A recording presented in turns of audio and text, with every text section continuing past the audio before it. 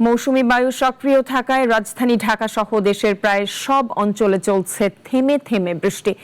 আবহাওয়া অধিদপ্তর বলছে আগামী কয়েকদিন এই বৃষ্টিপাত অব্যাহত থাকতে পারে। তবে ঢাকায় আপাতত ভারী বা অতি ভারী বৃষ্টির আশঙ্কা নেই।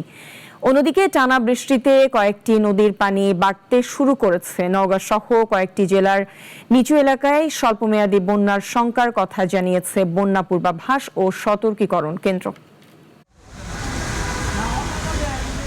বর্ষার মাঝামাঝি সময়ে দেশের আকাশে সক্রিয় মৌসুমী বায়ু। এর প্রভাবে ঢাকা সহ দেশের প্রায় সব অঞ্চলে হচ্ছে থেমে থেমে বৃষ্টি। কোথাও মাঝারি, কোথাও আবার ভারী বর্ষণে স্বস্তি মিললেও বাড়ছে নদ নদীর পানি। আবহাওয়া অধিদপ্তর জানিয়েছে আগামী কয়েকদিন সব বিভাগেই কম বেশি বৃষ্টিপাত হতে পারে। তবে রাজধানী ঢাকায় আপাতত ভারী কিংবা অতি ভারী বৃষ্টির সম্ভাবনা নেই। ঢাকা, খুলনা, বরিশাল এবং চট্টগ্রাম বিভাগের অধিকাংশ জায়গায় এবং রংপুর, রাজশাহী, ময়মনসিংহ এবং সিলেট বিভাগের অনেক জায়গায় হালকা থেকে মাঝারি ধরনের ভারী বর্ষণ হতে পারে। সেই সাথে খুলনা, বরিশাল, চট্টগ্রাম বিভাগের কোথাও কোথাও ভারী থেকে অতি ভারী বর্ষণ হতে পারে। এদিকে টানা বৃষ্টিতে পানি বাড়তে শুরু করেছে দেশের নদ নদীতেও। বন্যা পূর্বাভাস ও সতর্কীকরণ কেন্দ্র বলছে নওগাঁর আত্রাই ও ছোট যমুনা নদীর পানি বৃদ্ধি পাওয়ায় নিচু এলাকায় স্বল্পমেয়াদী বন্যার আশঙ্কা তৈরি হয়েছে। পূর্বাভাস অনুযায়ী গতকাল এসব নদীর পানি বেড়েছে। আগামী একদিন তা স্থিতিশীল থাকলেও পরবর্তী 2 দিনে কমতে পারে।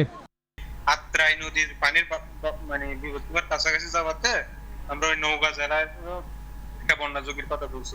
ব্রহ্মপুত্র যমুনার পানি বাড়াতে মানে এটা সতর্ক সীমায় যা বসছে কুড়িগ্রাম, গাইবান্ধা, জামালপুর, বগুড়া, সিরাজগঞ্জ ও টাঙ্গাইলে। চট্টগ্রাম বিভাগেও কয়েকটি নদীর পানি বাড়ছে। গত একদিনে মুহুরী, ফেনী ও হালদা নদীর পানি সমতলে বেড়েছে। যদিও সেলোনিয়া, সাঙ্গু ও মাতামুহুরী নদীর পানি কিছুটা কমেছে। তবে আগামী একদিনে এইসব নদীর পানি আবারও দ্রুত বাড়তে পারে বলে পূর্বাভাস দিয়েছে সংশ্লিষ্ট কর্তৃপক্ষ।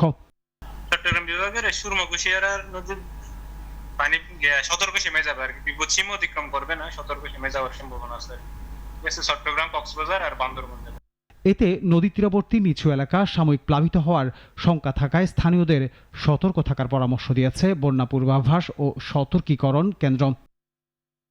আনোয়ার হোসেন, নাগরিক, ঢাকা।